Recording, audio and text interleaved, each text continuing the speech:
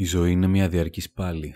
Η ζωή είναι μια διαρκής πάλη μεταμφιεσμένη σε παιχνίδι. Είναι μεταμφιεσμένη ώστε να μας βοηθήσει να οργανωθούμε καλύτερα. Γιατί οι άνθρωποι ευδοκιμούν περισσότερο με δομή και λιγότερο με αφηρημένες έννοιες. Και κάθε παιχνίδι έχει μια συγκεκριμένη δομή. Έχει κανόνες, πίστες, έπαθλα, τα οποία μας βοηθούν να δημιουργήσουμε μια πιο διαχειρίσιμη εκδοχή της πραγματικότητας και να ξεχάσουμε τη διαρκή πάλη που την κατακλείζει. Κατά τη διάρκεια αυτού του παιχνιδιού συναντάμε διάφορους παίκτες που προσπαθούν να επηρεάσουν τον εσωτερικό μας κόσμο, ενώ παλεύουμε για να εδραιώσουμε μια εσωτερική ισορροπία. Διότι η εσωτερική ισορροπία φαίνεται να είναι σύμφωνα με τις αισθήσεις μας η κατάσταση που αναζητούμε, η κατάσταση που απαιτούμε, η κατάσταση που επιθυμούμε. Η ισορροπία θα είναι πάντα ο τελικός στόχος για την ανθρωπότητα. Είναι ένα μακρύ και επικίνδυνο ταξίδι που ταλαντεύεται ανάμεσα στο χάος και στην πλήξη. Αλλά φαίνεται ότι είμαστε στο σωστό δρόμο για να πετύχουμε αυτό το στόχο. Το πότε είναι ασήμαντο. Αυτό που έχει σημασία όμως είναι το πώς και το γιατί. Το γιατί έχει να κάνει με την έννοια της αυτοϋπέρβασης, δηλαδή με την υπέρβαση της ανθρώπινης φύσης. Αυτή είναι η απάντηση σε κάθε ερώτημα που συνδέεται με την αναζήτηση της εσωτερικής ισορροπίας. Η υπέρβαση του εαυτού είναι το βασικό όραμα που πρέπει να έχει κάθε άνθρωπος για να εξηγήσει το ρόλο του σε αυτόν τον κόσμο. Η ανάγκη για κάθε άνθρωπο που περπατά σε αυτόν τον πλανήτη να ξεφύγει από την ευθραυστότητα αυτής της ύπαρξης και να γίνει ένα όν υψηλότερης συνείδησης είναι άρρηκτα συνδεδεμένη με τον πυρήνα της ύπαρξής μας. Το πώς έχει να κάνει με την αλήθεια.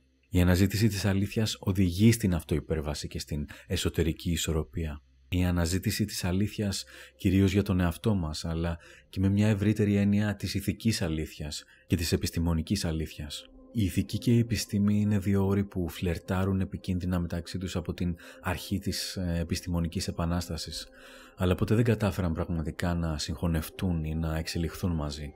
Υπάρχει ελπίδα ότι τελικά θα βρούμε έναν τρόπο να δημιουργήσουμε ένα παγκόσμιο ηθικό πλαίσιο απαλλαγμένο από τη θρησκεία που βασίζεται κυρίως σε επιστημονικά δεδομένα, αλλά αυτό το πλαίσιο είναι ακόμα υπό κατασκευή και πιθανότατα θα χρειαστούν μνημειώδη γεγονότα για να εφαρμοστεί. Δυστυχώς όμως οι έννοιες της αλήθειας και της αυτοϋπέρβασης δεν είναι κομμάτια της νοοτροπίας όλων των ανθρώπων. Είτε λόγω έλλειψης κατάλληλης εκπαίδευσης, είτε λόγω ροπής προς την άγνοια και τη γενική απόρριψη της αλήθειας, οι περισσότεροι άνθρωποι θα προσκοληθούν σε μια επιπόλαιη και συχνά επικίνδυνη ερμηνεία της πραγματικότητας που θα εξυπηρετεί μόνο τις προσωπικές βραχυπρόθεσμες ανάγκες τους. Και αυτό δημιουργεί διαρκή πόλωση μεταξύ μας, μεταξύ κυρίως αυτών που προσπαθούν να εξελιχθούν και αυτών που αντιτίθενται στην εξέλιξη. Εν τέλει η εξέλιξη πάντα νικάει, αλλά η διαρκής πόλωση δεν βοηθάει την ψυχολογική μας ισορροπία. Από την αρχαιότητα οι άνθρωποι αντιμετώπιζαν τις συνέπειες αυτής της κατάστασης. Έτσι οι σοφότεροι από εμάς πρότειναν φιλοσοφίες που θα επέτρεπαν στον σκεπτόμενο άνθρωπο να αναπτύξει μια πνευματική άμυνα. Μία από αυτές τις φιλοσοφίες είναι ο στοικισμός. Είναι μια φιλοσοφία τόσο ισχυρή που έχει αντέξει στη δοκιμασία του χρόνου και τα τελευταία χρόνια έχει παρατηρηθεί μια αναβίωσή του, γιατί συνιστά ένα από τα πιο ισχυρά αντίδοτα στην έλλειψη ελέγχου που βιώνουμε ενώ προσπαθούμε να βελτιώσουμε τις περισσότερες πτυχές της ζωής μας. Υπάρχουν πολλά να υποθούν για το στοικισμό, αλλά σήμερα θα εστιάσω περιληπτικά στους 3 μεγαλύτερους στοικούς, ώστε να σας δώσω μια γεύση από τη ζωή τους και τη φιλοσοφία τους. Ο Σένεκας έζησε από το 4 π.Χ. έως το 65 μετά Χριστόν. Δεν γνωρίζουμε πολλά για τα πρώτα χρόνια της ζωής του. Αυτό που γνωρίζουμε είναι ότι υπηρέτησε ως σύμβουλος του Νέρονα από το 54 έως το 62 μετά Χριστόν και ότι το 65 μετά Χριστόν συνομώτησε εναντίον του τρελού αυτοκράτορα. Η συνωμοσία δεν έπιασε. Ο Σένεκας συλλήφθηκε και του δόθηκε εντολή να αυτοκτονήσει. Τον Σένεκα το γνωρίζουμε κυρίως από τα έργα που του αποδίδονται. Εστίασε κυρίως σε φιλοσοφικά δοκίμια και τραγωδίες. Στις δημιουργίες του υπάρχει μια ξεκάθαρη προσπάθεια ενδυνάμωσης του ατόμου μέσα από την πίστη στην αρετή, στο παρόν, στην υπομονή και στην αποδοχή της ανθρώπινης πάλης ως κάτι το αναπόφευκτο αλλά ενάρετο. Η αληθινή ευτυχία είναι να απολαμβάνουμε το παρόν, χωρίς άγχος εξάρτησης από το μέλλον, όχι για να διασκεδάζουμε με ελπίδες ή φόβους, αλλά για να είμαστε ικανοποιημένοι με αυτά που έχουμε, που είναι αρκετά. γιατί αυτός που σκέφτεται έτσι δεν θέλει τίποτα. Οι μεγαλύτερες ευλογίες της ανθρωπότητας βρίσκονται μέσα μας και μέσα στις δυνατότητές μας. Ο σοφός άνθρωπος είναι ικανοποιημένος με τη μοίρα του, όποια κι αν είναι αυτή, χωρίς να επιθυμεί αυτά που δεν έχει. Όταν διαβάζεις Σένεκα, δεν μπορείς παρά να αισθανθείς παράλληλα σεμνότητα και ενδυνάμωση. Πάρτε για παράδειγμα αυτή την απλή αλλά σπουδαία πρόταση. Όλη η σκληρότητα πηγάζει από την αδυναμία. Το αδύναμο είναι επικίνδυνο γιατί συνήθως η αδυναμία μπορεί να οδηγήσει σε σκληρότητα. Λόγω αδυναμίας εμπλεκόμαστε σε ανήθικες πράξεις. Λόγω αδυναμίας αποτυγχάνουμε να βελτιώσουμε τις σχέσεις μας. Λόγω αδυναμίας αποτυγχάνουμε να ξεχωρίσουμε τις δικές μας αδυναμίες και μένουμε παγιδευμένοι σε μια παραμορφωμένη εκδοχή της πραγματικότητας που μας οθεί προς τη δυστυχία και την αγωνία. Ο Σένεκας το ήξερε καλά αυτό. Πιθανότατα επειδή μπορούσε να δει τη σκληρότητα του Νέρονα και να καταλάβει ότι πηγάζει από τις αδυναμίες του. Ένας ισχυρός χαρακτήρας είναι σκληρός μόνο όταν πρέπει να πολεμήσει τη σκληρότητα των άλλων. Η δύναμη του χαρακτήρα απαιτεί ανθεκτικότητα, εκτίμηση της ζωής, υπευθυνότητα απέναντι στους ανθρώπους που σε θαυμάζουν και διαρκή αγώνα για αυτοκυριαρχία. Γι' αυτά πολέμησε ο Σένεκας και πιθανότατα για αυτά πέθανε.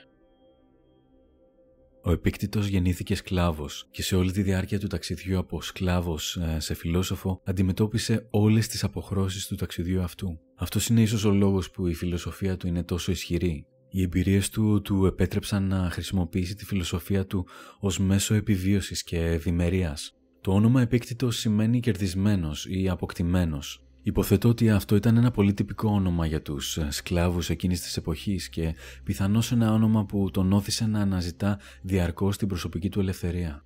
Ο Επίκτητος έζησε από το 50 μετά Χριστόν έως το 135 μετά Χριστόν. Απελευθερώθηκε από τη δουλεία λίγο μετά τα 18 γενέθλιά του και στη συνέχεια άρχισε να διδάσκει φιλοσοφία στη Ρώμη.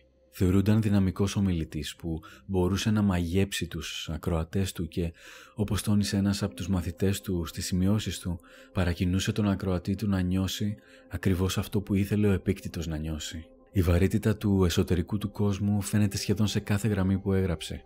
Υπάρχει μόνο ένας δρόμος για την ευτυχία και αυτός είναι να σταματήσουμε να ανησυχούμε για πράγματα που είναι πέρα από τη δύναμη της θέλησής μας. Οι άνθρωποι ταράζονται όχι από αυτά που συμβαίνουν, αλλά από τον τρόπο που σκέφτονται για αυτά που συμβαίνουν. Μην εξηγείς τη φιλοσοφία σου, ενσάρκωσέ την. Μπορεί κανείς εύκολα να δει ότι το κύριο μέλημα του Επίκτητου ήταν πώς να υιοθετήσει ένα πνευματικό πλαίσιο που θα επιτρέψει στο άτομο να αποδεσμευτεί από τα όρια που του δημιουργούν οι προβληματικές μας σχέσεις. Πίστευε ακράδαντα ότι ένα άτομο μπορεί να είναι ελεύθερο μόνο εάν απελευθερωθεί από τις πεποιθήσεις που το περιορίζουν και επίσης από τον εθισμό του στις απόψεις των άλλων. Ήταν από τους πρώτους που είδε ότι υπάρχει τρόπος να έχει κανείς τον έλεγχο στο βαθμό που προσπαθεί να ελέγξει μόνο τα πράγματα που είναι υπό τον έλεγχό του. Οι απόψεις που ακούγονται από το περιβάλλον μας είναι πολλές. Άλλοτε είναι αληθείς και άλλοτε αναληθείς. Δεν μπορεί κανείς να ελέγξει το βαθμό στον οποίο η αλήθεια λέγεται από τους άλλους, αλλά σίγουρα μπορεί να ελέγξει το βαθμό στον οποίο λέει την αλήθεια και πώς αντιδρά στην αλήθεια ή την αναλήθεια που λέγεται από τους άλλους.